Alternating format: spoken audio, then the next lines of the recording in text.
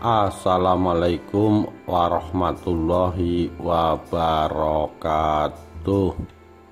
Rahayu Rahayu Sagung dumadi. Saat Sunan Kalijaga dipanggang di alun-alun Cirebon,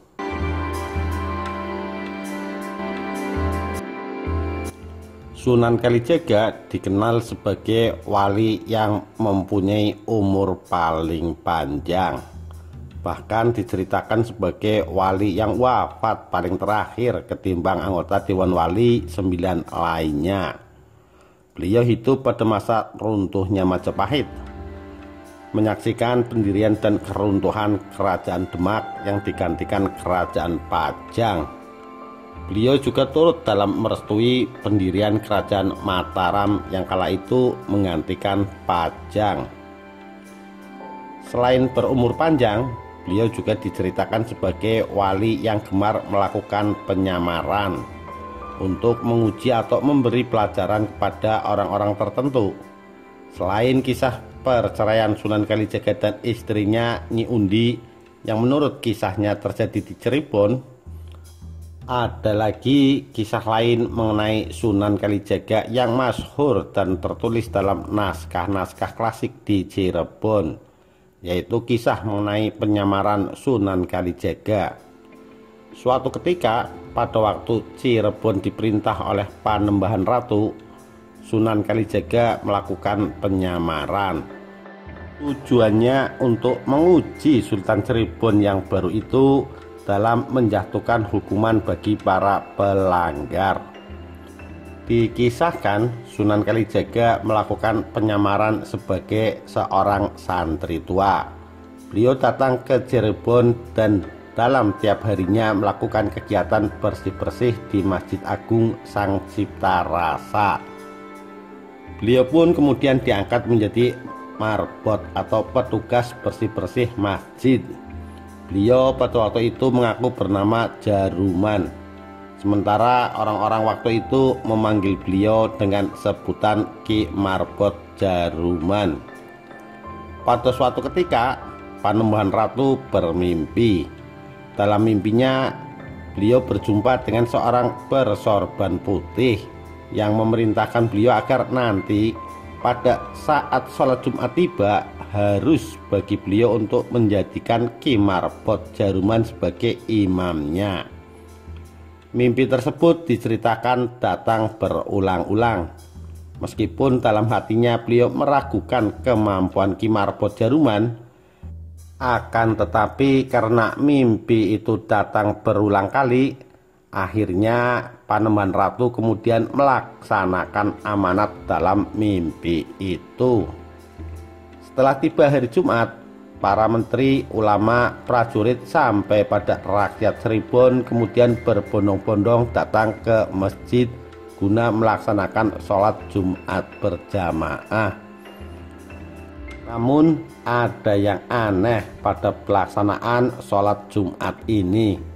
Panembahan Ratu dalam pelaksanaan sholat ini mengumumkan kepada khalayak bahwa yang menjadi imam sholat bukan dirinya.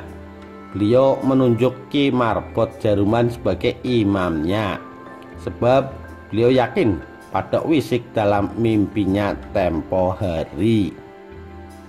Silahkan menjadi imam Ki Jaruman, begitu perintah Panembahan Ratu. Ampun Gusti, hamba tidak mampu menjadi imam. Begitu kemudian jawab Ki Marbot Jaruman. Panembahan Ratu kemudian mengulangi perintahnya sampai ketiga kali. Silahkan menjadi imam Ki Jaruman. Begitu kata perintah ketiga kalinya yang diucapkan Panembahan Ratu dengan nada tinggi. Dengan terpaksa kemudian Ki Marbot Jaruman kemudian menjadi imam. Ki Marbot pun kemudian mengangkat tangannya untuk melakukan takbir. Allahu Akbar. Begitu takbir pertama yang diucapkan Ki Jaruman yang kemudian diikuti para makmum. Setelah itu barulah kemudian kejadian aneh muncul. Setelah takbir, rupanya Ki Jaruman berdiam mematung tanpa membaca Al-Fatihah, tanpa ruku, dan juga tanpa sujud. Kejadian ini berlangsung lama. Ki Jaruman terus mematung dengan berjam-jam lamanya tanpa sedikit pun bergerak, sehingga seluruh makmum kecapean menunggunya. Mendapati hal semacam ini, kemudian Panembahan Ratu menggantikan Ki Jaruman sebagai imam. Merasa masih penasaran dengan kebenaran wisik mimpinya tempo hari, untuk Jumat selanjutnya Panembahan Ratu masih memerintahkan Ki Jaruman sebagai imamnya. Tapi lagi-lagi kejadian yang sama masih terjadi. Ki Marbot Jaruman tetap mematung. Mendapati hal semacam itu, kemudian barulah pada Jumat selanjutnya yang menjadi imam sholat Jumat adalah Panembahan Ratu langsung. Setelah selesai sholat pada Jumat yang ketiga, lalu mereka berkumpul untuk membicarakan hukuman apa yang harus dijatuhkan kepada Marbot Jaruman yang dianggap telah menistakan agama. Ki Marbot berkata, "Untuk menebus kekecewaan Paduka Tuan, hamba akan sangat berterima kasih bila mana hamba dihukum. Hamba telah tidak mampu menjadi imam, walaupun hamba dipaksa. Silahkan hamba dihukum mati saja."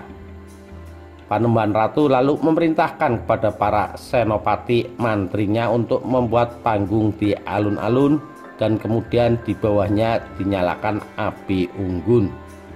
Ki Jaruman lalu dinaikkan ke atas panggung itu dari lohor hingga maghrib. Namun apa yang terjadi, ternyata Marbot Jaruman tidak terluka sedikit pun. Sementara itu Tubagus Pase yang baru datang berlayar dari seberang menjadi sangat marah kepada cucunya. "Anakku, mengapa kau lakukan ini? Tidakkah kau tahu siapa yang berada di atas pembakaran itu? Dia adalah buyutmu, Wali. Segeralah engkau bertobat, anakku. Barangkali engkau tidak mengetahui, Marbot Jaruman itu adalah Sunan Kalijaga, aulia Allah yang tinggal satu yang ada di tanah Jawa ini." Betapa terkejutnya Panembahan Ratu mendengar hal tersebut. Kepada Sunan Kalijaga, Panembahan Ratu kemudian memohon ampun dengan mengatakan, "Eyang, hamba benar-benar tidak mengetahui, karena waktu datang Eyang mengaku sebagai santri dari timur yang bernama Kiai Marbot Jaruman. Kemudian pada waktu malam Jumat, hamba bermimpi ada yang menyuruh hamba agar Ki Marbot Jaruman menjadi imam, sehingga kujalankan perintah itu. Ternyata ketika bisikan itu hamba laksanakan sebagai imam, waktu setelah takbir Ki Marbot Jaruman diam tak bergerak ataupun sujud, sehingga hamba akhirnya meneruskan menjadi imam. Setelah selesai sholat, ketika hamba bangunkan Ki Marbot juga tak bisa bangun dan tinggal diam seperti tugu besi. Pada Jumat berikutnya, Eyang Wali mengikuti hamba yang menjadi imam. Sesungguhnya bukanlah maksud hamba untuk mengajari. Hamba mohon belas kasihan Eyang. Semoga Eyang mau memaafkan hamba baik di dunia maupun di akhirat." Sunan Kalijaga telah memaafkan cucunya itu. Demikian juga kepada orang banyak lainnya yang telah menghukumnya. Kisah tersebut kemudian menjadi sebab lahirnya hukuman bagi orang-orang yang tidak melaksanakan sholat Jumat dengan benar di Cirebon. Demikianlah kisah peristiwa pemanggangan yang dialami Sunan Kalijaga ketika berada di Cirebon. Kisah ini mengisyaratkan bahwa sebagai seorang sultan atau pemimpin, hendaknya jangan seenaknya sendiri memutuskan hukuman. Tidak boleh memanggang atau membakar seseorang hanya karena seseorang tersebut melakukan kesalahan, meskipun orang tersebut dikenakan hukuman mati. Pembakaran bagi pelaku kejahatan merupakan tindakan yang tidak dibenarkan dalam agama. Sekian, terima kasih. Wassalamualaikum warahmatullahi wabarakatuh. Rahayu, Rahayu Sagung Dumadi.